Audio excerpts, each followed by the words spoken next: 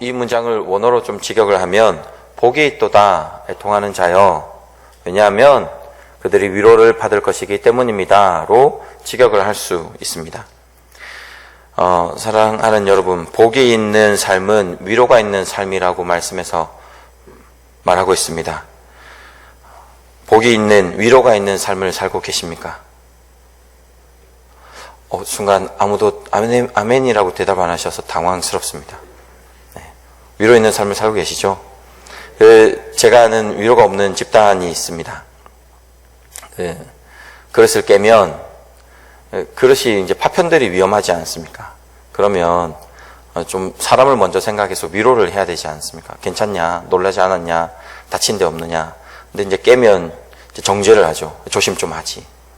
그런 집단들이 있습니다. 삶을 살다 보면 냄비를 한 번씩 태울 때가 있지 않습니까?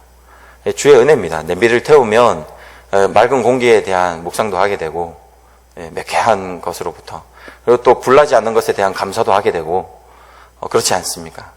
근데 이제 정죄하는 사람이 있습니다. 컨설턴트 하는 사람이 있습니다. 내가 당신을 잘 아는데 불 얹어놓고 내가 뭐 하지 말라고 하지 않았냐? 조심 좀 하지. 오탈 죽을 뻔하지 않았느냐 하는 그런 그룹이 있습니다. 부부가 제일 싸우는 문제 중에 한 가지가 자녀의 문제인데, 그죠. 자녀는 언제든지 문제를 일으키게 됩니다. 그러면 이제 또 정죄하는 집단에서 이렇게 얘기하죠. 어떻게 애를 돌봤길래 애가 저렇게 됐느냐. 그러면 이제 속에서 솟아나는 이제 감정이 있죠. 저 애는 너의 애다. 그러면서 이제 싸우게 되고, 이제 그런 일들이 있는 거죠.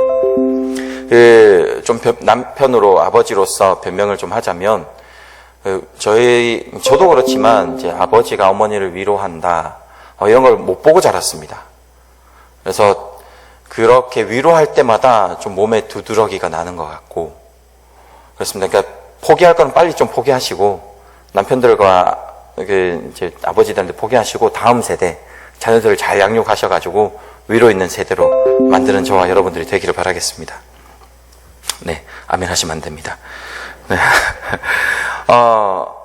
오늘 복이 있도다 애통하는 자여, 왜냐하면 그들이 위로를 받을 것이다 라고 말씀하는데, 오늘 말씀에서 복에 대한 개념, 그리고 애통에 대한 개념, 그리고 위로에 대한 이 세 가지 개념에 대해서 좀 찾아보고 말씀을 보고자 합니다. 기대되시죠? 네. 먼저 복에 대한 내용입니다. 복이 있도다 라고 말씀을 시작합니다. 복에 대해서 성경에서는 꽤 많이 말씀을 하고 있습니다. 한 10년 전쯤만 해도 기복신앙에 대한 비판함의 목소리가 꽤 커졌었습니다. 요즘에는 모르겠습니다. 제가 듣기에는 뭐 그런 내용이 잘 없는데, 한 10년 전쯤 제가 전도사 막 이럴 때, 강도사 이때에 기복신앙에 대한 비판함들이 굉장히 커졌던 것들을 좀 기억하고 있습니다.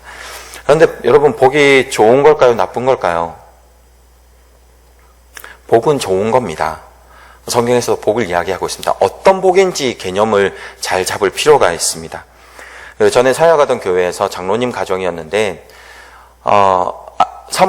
아내는 이제 권사님이셨고, 굉장히 훌륭한 가정이었습니다. 모범이 되는 가정이었고, 권사님은 성경 공부가 있으면 늘 참석하시고, 성경에 대해서 알기를 바라시는 권사님이셨고, 장로님은 이제 솔선수범하면서 교회 허드렛 일을 감당하시면서 적극적으로 교회를 또 돌보셨고, 두 딸이 있었는데, 그 딸들이 참 대박입니다. 첫째 딸이 그때 당시에 기독교 대안학교 교사였는데, 그 청년한테 제가 한 얘기가 있었습니다. 제가 아직까지 버리지 못한 꿈 중에 한 가지가 기독교 대안학교에 대한 꿈이 있는데 점점 좀 사그러들긴 하는데, 그때 청년한테 내가 나중에 하나님께서 허락하신다면 기독교 대안학교를 하고 싶은데, 그때 지금 얘가 잘 성장하고 훈련되어서 나중에 내가 대안학교 했을 때 너 우리 학교 교장으로 와라. 그 정도 성장해라 할 정도로 참 신실하고 참 열심히 살고 성실한 자매였습니다. 첫째도 그랬고, 둘째 딸도 참 멋진 청년이었습니다.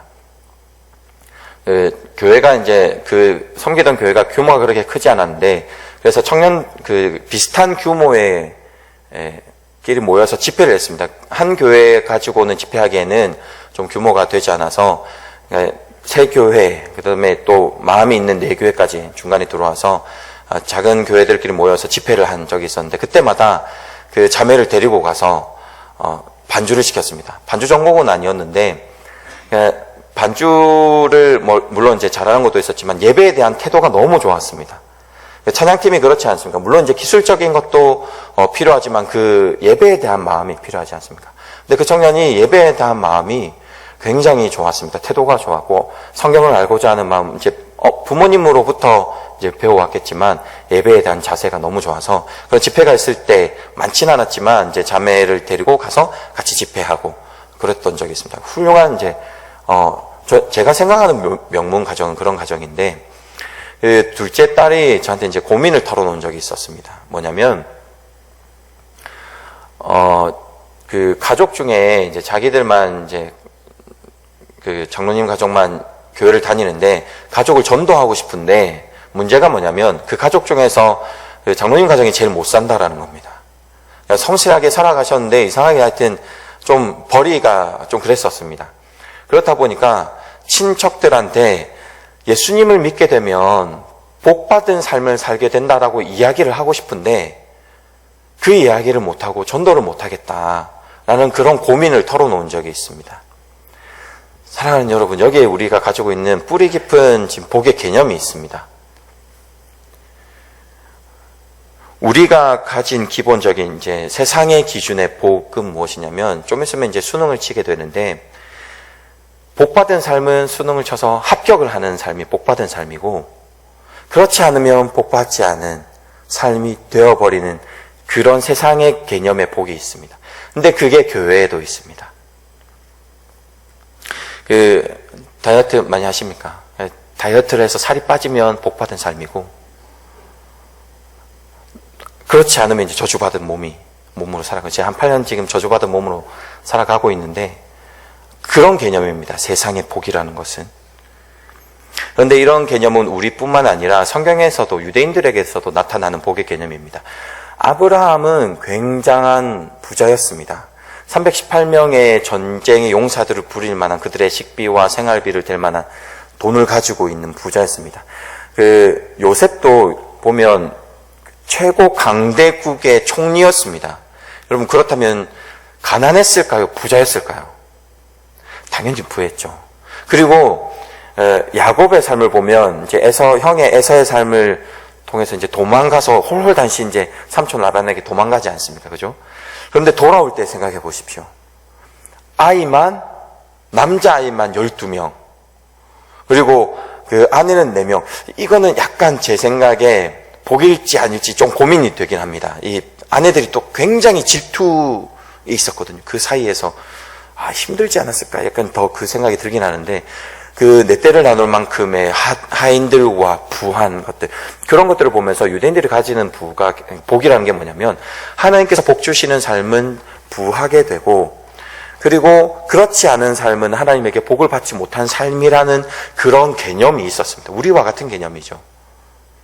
거기에 대해서 예수님께서 말씀하시는 것입니다.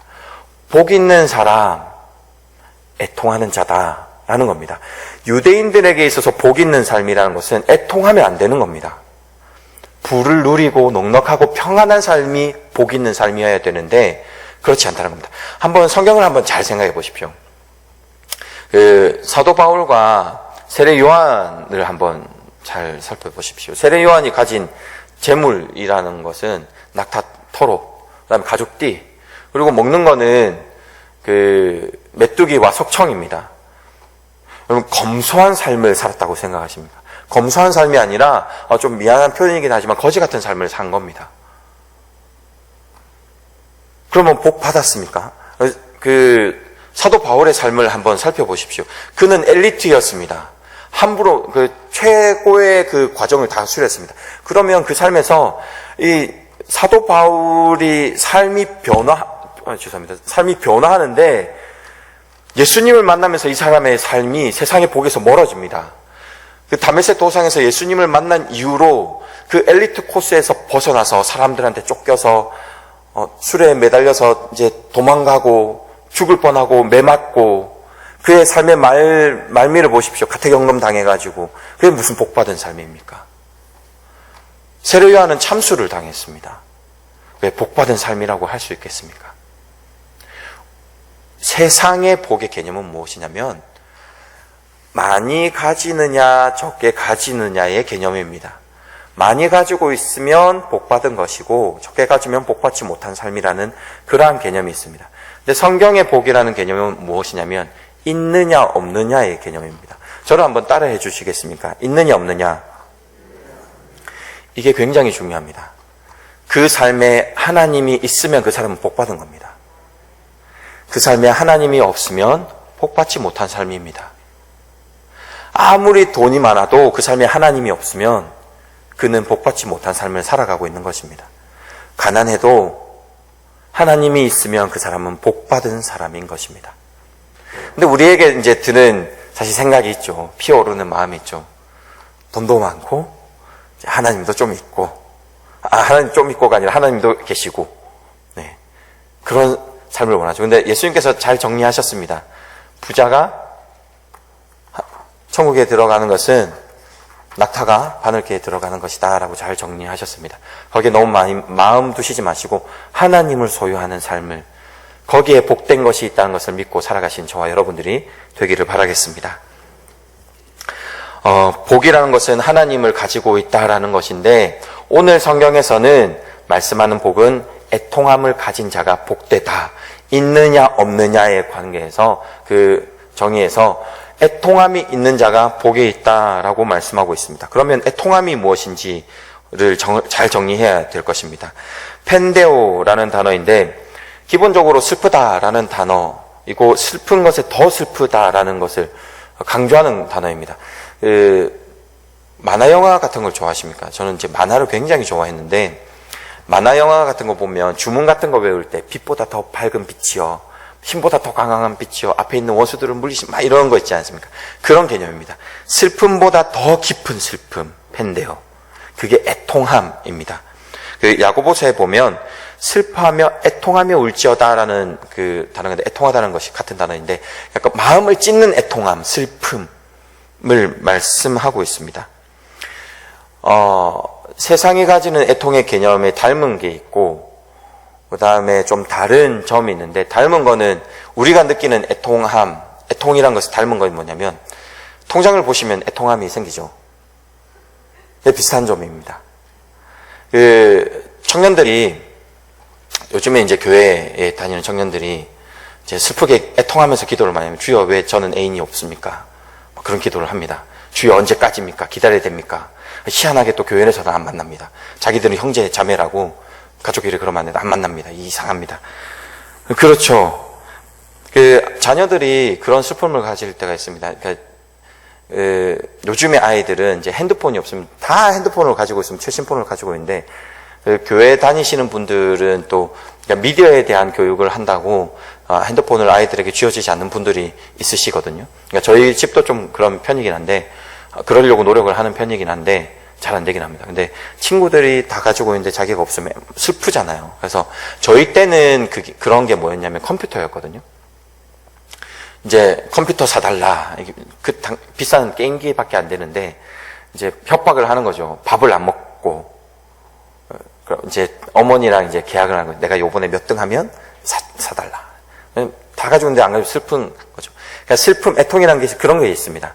비슷한 이제, 그 슬프고 괴로운지 심령에 비슷한 것이 있지만 성경하고 다른 개념은 뭐냐면, 예수님께서 마태복음 9장에 보면 여러 동네를 다니시면서 회당에서 하늘나라에 대해서, 하나님의 나라에 대해서 가르치시면서 어떤 병약한 자들도 고치시면서 가진 마음이 있습니다. 9장 36절에 보면 무리를 보시고 불쌍히 여기시니 그들이 목자 없는 양과 같이 고생하여 기진함이라. 목자 없는 양같이 애통함. 그러니까 애통이 다른 점, 성경에서 말하는 애통은 무엇이냐면 슬프다라는 것인데, 더 깊은 슬픔인데 하나님 마음으로 세상을 바라보는 심정, 그 아픈 심정이 바로 성경에서 말하는 애통함입니다. 주님을 위하여, 주님 나라를 위하여 애통하는 거, 그 마음을 가진 사람, 이 애통하는 자가 복이 있다라고 말씀함입니다. 애통함에는 나타나는 현상이 한 가지가 있습니다. 무엇이냐면 마음의 중요함의 문제로 애통함을 가지게 됩니다. 부모님들이 가지는 애통함이 있지 않습니까? 농담으로 얘기하는 겁니다. 진지하게 받아들이지 마십시오. 제가 계속 재밌게 좀 하려고 노력하는데 많이 피곤하신 것 같습니다. 웃으셔야 되는데 잘 안 웃고 이래가지고 마음이 아픕니다. 부모님의 애통 한 두 가지가 한 손에는 이제 통장을 볼 때 애통함이 있고, 또 한 손에는 이제 자녀의 성적을 볼 때 이제 애통함이 있다라는 건데, 왜 거기에서 애통함이 느껴질까? 그게 부모에게 중요한 문제이기 때문에 그렇습니다. 애통함은 중요한 문제를 가지는 현상이 있습니다. 한 4년, 5년 정도 된 사건인데, 땅콩 사건 일명 기억하십니까? 항공사의 이제 중요한 그 주주가 이제 자기의 서비스를 해달라고 했는데 그것이 이제 마음 들지 않자 회항해라 가는데 다시 회항해서 그것이 법정에 간 사건이 있습니다. 제가 이제 그 당시에 제가 한 4, 5년 전에 살 때에 그 사건이 일어났을 때 저희 집 앞에 그 지방법원이 있었습니다. 어느 날 지방법원 옆에 그 빵집이 있거든요. 저는 이제 빵을 사러 갔습니다. 제가 막 빵을 그렇게 좋아하지는 않은데, 이제 심부름을 받고 빵 사라는 이제, 고귀한 명령을 받고 이제 빵을 사러 갔는데, 가는 골목에 이제 왼쪽으로 가면 그 법원이고, 이제 오른쪽에는 빵집이었는데 굉장히 시끄러운 겁니다. 그래서 담장 넘어서 이렇게 무슨 일인가 담장이 났고 이제 그 나무들로 이렇게 가려놨었거든요. 뭔가 이렇게 보니까 기자들이 정말 반원을 이렇게 그려가지고 들어서 있고, 뒤에는 이제 작은 사다리에 올라가 있고 카메라 들고 난리가 난 겁니다. 소란스러운 겁니다. 그래서 무슨 일이지 했는데 저는 사실 그런 일에 별로 관심이 없거든요. 저의 관심은 오직 이제 빵을 사는 거였습니다. 그래서 뭐 시끄러운 일이 있나 보다. 그 당시에 그 연예인이 유명한 좀 사건들이 있었거든요. 그래서 뭐 그런 일인가 하고 그냥 말았습니다. 그래서 빵을 사서 왜 이제 가서 빵을 주고, 이제 저는 이제 사무실에 출근을 했는데, 인터넷을 이제 보다 보니까 그 회항 사건에 관련된 일이 이제 그 법원에서 있었던 겁니다. 그래서 나와서 사람들 들어가고 나와서 이제 그 인터뷰하고, 이제 그 뉴스 같은 거 보면 이제 막 사람 나오면 막 인터뷰하고 그렇지 않습니까? 그 일이 이제 그 법원에서 있었던 겁니다. 근데 사실 별 관심이 없었기 때문에 뭐 그렇게 하든 아니든 뭐 다른 사건이든 그냥 지나간 것이었습니다. 제 삶에. 그런데 그냥 지나가는 그런 게 한 가지가 있었고, 지나가는 사건인데 제 마음에 걸린 사건이 하나 있었습니다. 교회에 관련된 사건이었는데, 뭐 어떻게 결정난지는 잘 모르겠지만 한 집사님이 약 1,000만 원에 달하는 이제 헌금을 한 겁니다.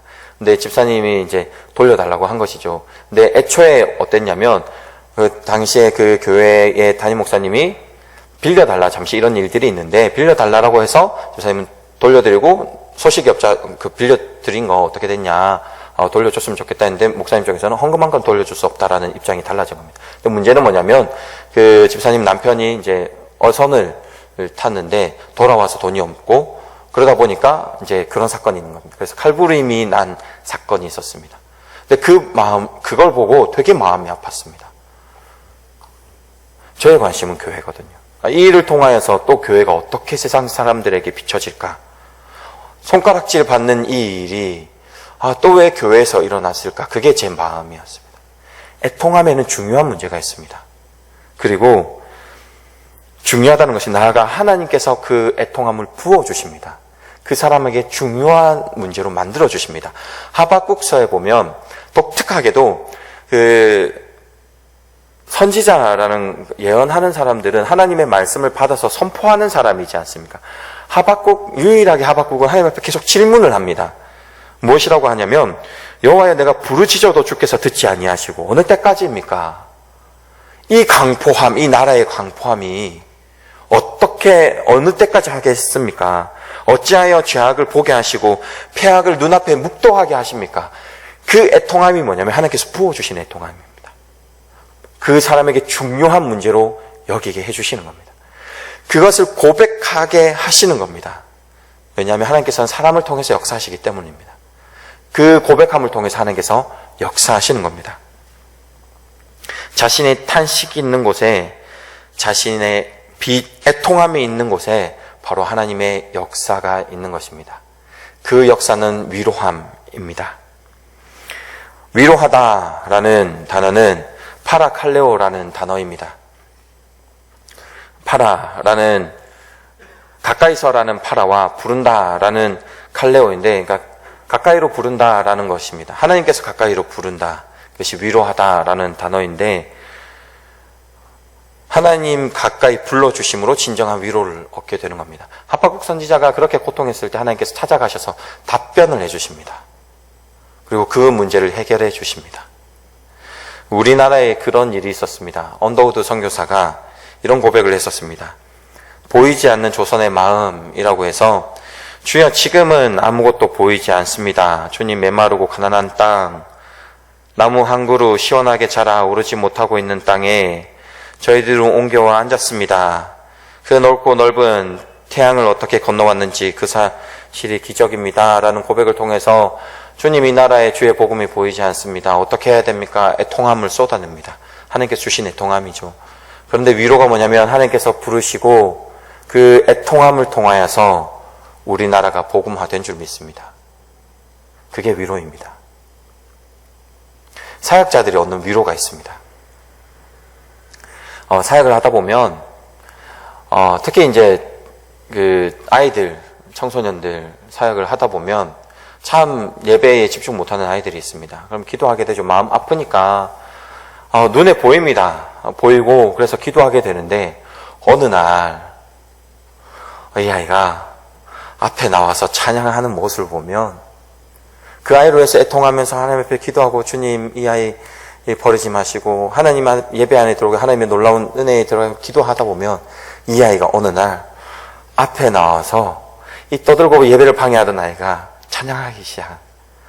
그러면 미칩니다. 막 설교도 생각이 안 나고 너무 기쁩니다. 그 위로함을 주십니다. 그거 하나 바라보고 사역하는 겁니다. 하나님이 주시는 위로는 세상이 주는 위로와 감히 비교할 수 없습니다.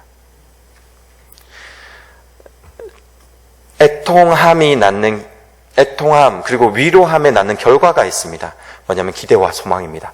여러분 삶에 기대와 소망함이 있으십니까? 이 문제가 나에게 애통함이고 고민이고 그렇지만 결국에는 하나님께서 해결하실 것을 알고 있다면 괴로움이 아니라 기대와 소망함이 됩니다. 이 기대와 소망함 두 가지, 제 삶에 주신 기대와 소망함이 있는데 이것만 나누고 오늘 말씀을 마무리하고자 합니다. 뭐냐면 첫 번째로 제가 생각하지 못했던 한 나라가 있습니다. 그 파키스탄인데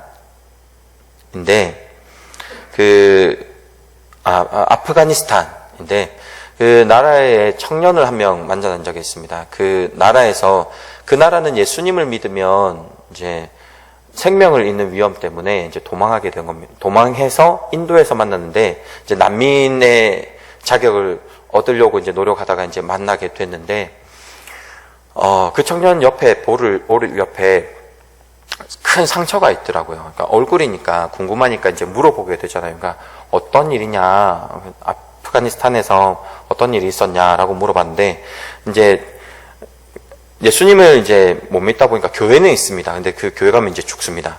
근데 교회는 있는데, 숨어서 이제 믿는 형제들끼리 예배를 드리고 있었는데 그게 발각된 겁니다. 친구를 통해서 이제 그 복음을 받아들이게 되고, 친구들끼리 모여서 잠깐 예배를 드리고 있는데 그 모임이 발각돼서 그날 바로 이제 도망을 간 겁니다. 다른 나라로. 이제 어떻게 될지 계획도 못 짜고 막 도망하고 있는데 이제 경찰이 와서 총을 쏜 겁니다. 근데 다행히 뭐냐면, 이제 불행 중 다행히 총이 바로 온 게 아니라 이제 맞고 튕기면서 이제 얼굴에 맞은 겁니다. 그래서 이제 피를 흘리면서 피난해서 이제 인도로 오게 됐고, 이제 인도에서 이제 저를 만나게 되었는데, 이제 같이 한 일주일 정도 이제 그 친구뿐만 아니라 여러 분하고 같이 좀 지내면서 알게 된 것은 그 청년의 소망이 있었습니다. 그래서 앞으로 난민을 얻고 되면 이제 어떻게 삶을 살아갈 거냐라고 이제 이야기를 나누다가 그 청년이 가진 소망이 뭐냐면, 복음 들고, 자기 부모님이 복음을 듣지 못했는데 들고 아프가니스탄으로 다시 들어가고 싶다. 그게 그 청년의 소망이었습니다. 제가 가진 기대와 소망은 뭐냐면 아프가니스탄이 변할 것입니다. 그 청년을 통하여서 알게 모르게 복음이 조금 진전해 갈 것입니다. 그 기대와 소망이 있습니다. 그리고 또 한 가지는 교회에 대한 기대와 소망입니다.